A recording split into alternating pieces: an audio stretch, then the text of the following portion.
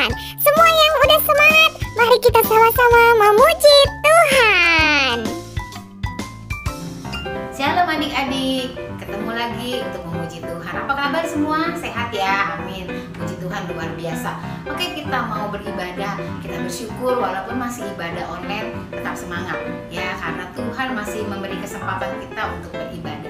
Yuk, sebelumnya kita mau berdoa dulu. Semua lipat tangan, tutup mata, kita berdoa. Tuhan, terima kasih untuk segala penyertaan-Mu, pemeliharaanmu atas hidup kami. Kalau sebentar kami akan beribadah, memuji-Mu, biarlah semuanya ini untuk menyenangkan hati Tuhan. Dalam nama Tuhan Yesus kami sudah berdoa dan bersyukur. Haleluya, amin. Oke adik-adik, kita mau angkat pujian I love you Jesus, deep down in my heart. Yuk, kita mau semakin cinta sama Tuhan. Semua pakai gerakan ya, nyanyi dengan semangat.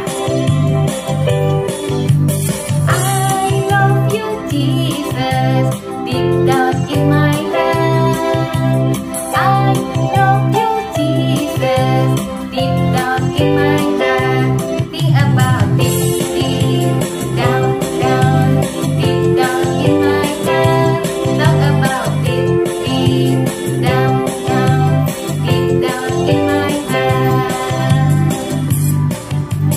I love you Jesus, deep down in my heart. I love you Jesus, deep down in my heart. Think about it, deep down, deep down in my heart. Talk about it, deep down, deep down in my heart. Deep down in my heart. Deep down in my heart. Haleluya, kita mau semakin cinta sama Tuhan.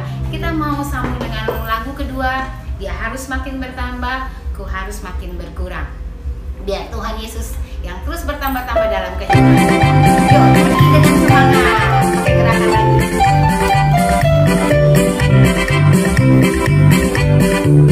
Dia harus makin bertambah, ku harus makin berkurang. Nama Yesus saja disembah, ku di tempat paling belakang. Bila Yesus ditinggikan dan salibnya ditinggikan, pasti Dia menarik semua orang yang datang kepadanya sekarang. Dia harus makin bertambah, ku harus makin berkurang. Nama Yesus saja disembah, ku di tempat paling belakang. Bila Yesus ditinggikan dan salibnya ditinggikan, pasti Dia menarik semua orang yang datang kepadanya sekarang. Pasti Dia menarik semua orang yang datang kepadanya sekarang. Pasti Dia menarik semua orang yang datang kepadanya sekarang.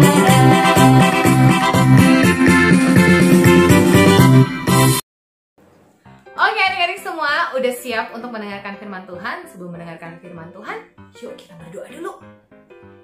Tuhan, terima kasih. Kami bersyukur bahwa Engkau baik bagi kami. Kami sudah memuji dan menyembah Engkau. Sebentar kami mau mendengarkan firman-Mu. Kami mau buka hati kami, dan kami mau jadi anak-anak yang taat dan setia melakukan firman Tuhan. Ini kami, di dalam nama Tuhan Yesus, kami rindu untuk mendengar firman-Mu. Haleluya. Amin.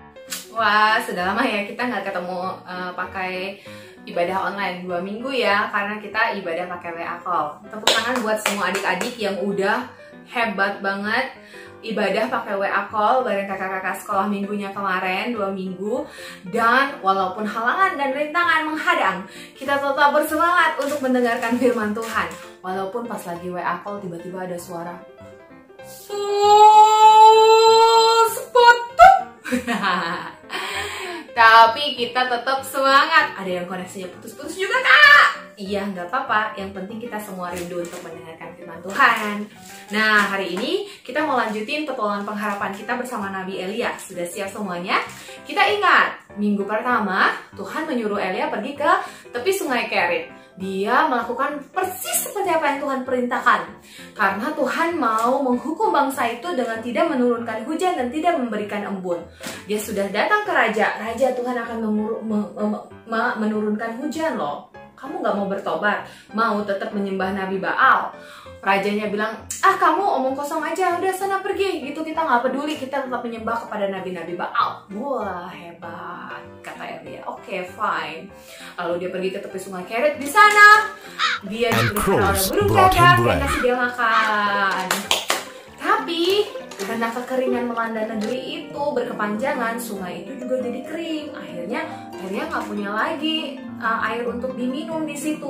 Lalu Tuhan bilang gini, Elia, sekarang pergi. Nah, kita masuk di minggu kedua. Bener nggak petualangan pengharapan Elia? Siapa yang masih ingat? Kita cerita tentang apa? Atau kita dengar firman Tuhan tentang apa? Betul sekali, memberi walaupun lagi sekarat. Nah, pas Elia pergi, Tuhan bilang, kamu pergi ke seorang janda di Sarfat.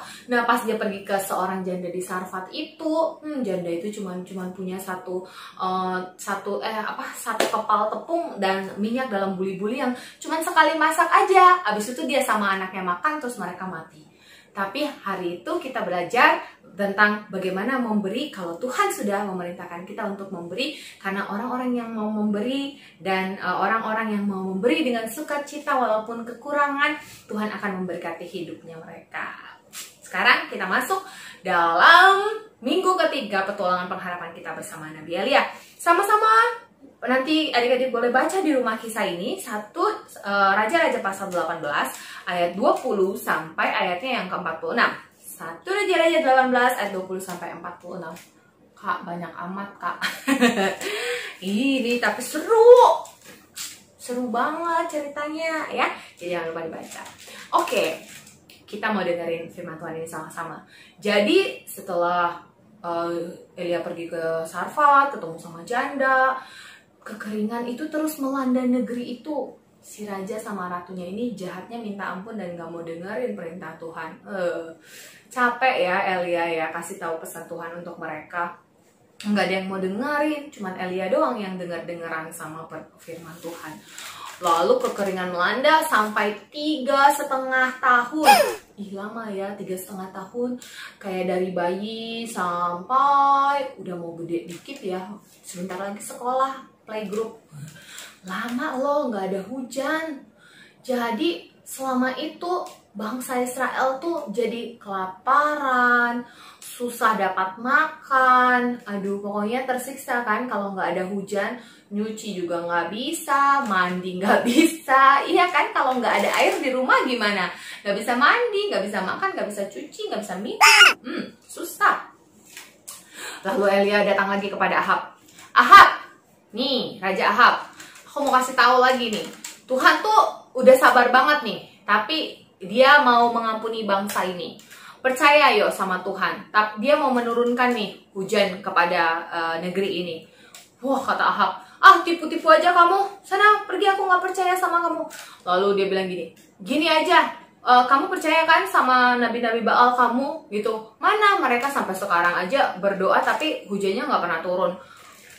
Tapi kita percaya bahwa nanti kalau kita menyembah Nabi Baal terus kita minta sama Nabi Baal ya, kita menyembah sama Baal dan nabi-nabi itu terus berdoa kepada Baal, maka Baal akan mencurahkan hujan bagi negeri ini. Oke, gini aja, besok ketemu saya di Gunung Karmel, asik. Besok ketemu aku, oke? Bawa bangsa Israel boleh datang juga ke sana, kumpulin semua warga di sana. Lalu kita akan lihat Tuhan siapa yang hidup, Tuhan siapa yang memerintahkan saya untuk saya menyatakan firman ini kepada bangsa Israel, dan siapa Tuhan yang harus disembah, Tuhan aku atau Baal. Keesokan harinya Elia pergi ke Gunung Karmel. Wah, sudah berkumpul rakyat Israel dan tiba-tiba dia hitung 1, 2, 3, 4, 5, 6, 50, 100. Tahu nggak ada berapa? 450 Nabi Baal yang akan melawan Elia hari itu. 1 lawan 450. Wah, siapa yang menang nih? 1 atau 450? Bayangin, gak mungkin ya kalau kita pikirin, waduh kalau berantem sih ya ini yang kalah. Tapi hari itu mereka bikin mesbah bakaran dengan korban bakaran disiapkan di atasnya.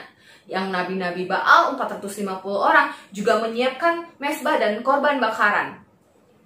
Lalu Elia bilang gini, sok silakan duluan ya, berdoa sama Baal kamu, minta api turun dan bakar persembahan kamu gitu. Mereka berdoa dari pagi, ya Baal, bakar persembahan ini, bakar persembahan ini ya, persembahannya minta dibakar sampai udah sorean nih. Aduh, udah capek kali ya orang-orang nungguin nih. Terus Elia bilang, oke, udah nyerah, susah ya. Oke, sekarang giliran aku ya. Lihat, aku akan berdoa kepada Tuhanku. Lalu Elia meminta orang-orang di situ untuk menyiramkan air. Biasanya air memadamkan api. Kali ini api menghabisi air. Jadi disiram korban bakarannya. Lalu Elia berdoa kepada Tuhan. Tuhannya Abraham, Allah Ishak dan Allah Yakub. Dia bilang, turunkan api dan bakar persembahan ini supaya mereka melihat bahwa Engkau yang berfirman kepada aku adalah Tuhan yang hidup. Bakar persembahan ini dan tunjukkan kepada mereka semua kalau Allah yang aku sembah adalah Allah yang hidup. Seketika itu api turun dan persembahan yang ada, korban bakaran yang ada di mesbah itu habis terbakar oleh api yang dikirim Tuhan. Seketika itu juga bangsa Israel di situ, orang-orang yang ada di situ, rakyat yang ada di situ, mereka langsung bersujud. Mereka bersujud. Kami menyembah dan kami percaya kepada Allah-Mu. Kami percaya kepada Tuhan, Allah Abraham, Allah Ishak dan Allah Yakub. Kami percaya. Dan saat itu ketika bangsa Israel percaya kepada Tuhan, maka Tuhan memberikan hujan kepada negeri itu. Tapi kita mesti perhatiin sama-sama, begini nggak? Elia walaupun dia seorang diri saja nih, walaupun dia harus melawan 450 nabi Baal, dia nggak kabur dan dia nggak bilang gini, aku nggak bisa, itu ada 450 orang, aku cuma sendiri doang. Nggak, walaupun dia cuma sendiri, dia tetap percaya kepada Tuhan. Nah, hari ini kita belajar sama-sama bahwa sekalipun kita satu orang dan kita berada di tengah-tengah keluarga atau sekolah, kelas gitu ya, yang orang-orangnya melakukan hal yang jahat, tapi kita tetap harus berdiri dengan kebenaran dan percaya kepada Tuhan, melakukan hal-hal yang Tuhan mau kita lakukan. Kisah Abel. Namanya adalah Abel. Anak cantik berusia 11 tahun yang begitu mencintai Tuhan. Waktu itu belum PSBB dan Abel masih bersekolah di sekolah bersama teman-temannya. Pagi itu seperti biasanya, Abel masuk kelas dan wow, sudah ramai. Lalu hari itu teman-teman Abel tampak begitu semangat untuk memulai pelajaran hari ini. Abel juga ada sesuatu yang mereka bawa. Iya, hari itu Abel dan seluruh temannya di dalam kelas membawa pot kecil yang sudah berisi tanah di dalamnya. Tugas yang diberikan oleh Pak Guru kepada mereka. Itu dia bunyi langkah Pak Guru sedang menuju ke kelas. Abel dan teman-temannya sudah tak sabar dan pelajaran hari itu. Selamat pagi semuanya, sapa Pak Guru kepada Abel dan teman-teman kelasnya. Baik, sesuai janji Bapak, sebelumnya hari ini Bapak akan membagikan kepada kalian benih spesial, biji sebuah tanaman spesial Tugas kalian adalah merawat dan menyiramnya dengan baik sampai dikumpulkan di minggu depan lagi. Apakah kalian sudah siap? Mari satu persatu kalian maju ke depan dan ambil benih yang sudah Bapak siapkan. 4 hari telah berlalu. Hari ini pas jam istirahat di kelas, tiba-tiba saja Rian berkata kepada Abel dan seluruh kelas, Hei teman-teman, apakah benih yang diberikan Pak Guru kepada kalian bertumbuh? Punya aku sudah kusiram tapi tidak bertumbuh loh. Aku punya ide. Gimana kalau kita beli aja tanaman seragam yang udah bertumbuh sedikit? Gimana? Pada mau nggak? Daripada nanti kita nggak dapat nilai, yuk kita beli aja barengan sekelas. karena takut tidak mendapatkan nilai, akhirnya Rian berhasil membujuk teman-temannya untuk membeli tanaman yang sudah bertumbuh. Mila melihat Abel menjadi bingung. Lalu Mila bertanya, Abel, kamu kenapa? Kok bingung? Kamu ikutan beli kan? Abel menjawab bahwa dia tidak ingin melakukannya karena itu berarti dia harus membohongi Pak Guru dan itu adalah perbuatan yang dibenci oleh Tuhan. Abel menundukkan kepala dan dia berdoa kepada Tuhan supaya Tuhan memberikan dia kekuatan. Dengan tegas kemudian Abel berkata dan menjawab temannya, "Tidak, aku tidak ikut. Maaf, tapi aku mengumpulkan apa yang aku punya aja yang sudah aku lakukan." Mendengar jawaban itu, teman-temannya pun menjadi kecewa dengan Abel. Enggak sih kamu. Dia masuk suci. Bohong sekali-sekali gak apa-apa Abel. Sekalipun Abel hanya sendirian, dia tetap pada pendiriannya dan dia tahu bahwa bohong itu akan melukai hati Tuhan dan Tuhan akan sedih dengan perbuatan bohong. Hari mengumpulkan pun tiba. Terima kasih anak-anak sudah mengumpulkan tugas. Tapi punya siapa ini yang tidak bertumbuh tanamannya? Kelas pun menjadi gaduh. Tuh kan, rasain deh. So suci sih. Abel lalu mengangkat tangannya dan mengatakan, "Itu punya saya, Pak." Oh, jadi ini punya kamu. Bagus Abel, hanya kamu yang mendapatkan nilai pada tugas kali ini. Anak-anak, apa kalian tahu bahwa Bapak memberikan kepada kalian sebuah benih yang spesial? Benih itu adalah kejujuran. Benih yang Bapak kasih kepada kalian adalah benih yang sudah mati. Artinya dia tidak bisa bertumbuh walaupun kamu siram. Jadi kali ini yang mendapatkan nilai hanya Abel. Abel lalu bersyukur kepada Tuhan. Dia berdoa dan mengatakan bahwa, "Terima kasih Tuhan, Engkau memampukan aku melakukan firman-Mu meskipun aku sendirian." Kalau adik-adik diajak nyontek atau berbohong, sudah tahu kan? Meskipun kamu sendirian, tapi tetap teguh untuk mencintai dan melakukan perintah Tuhan.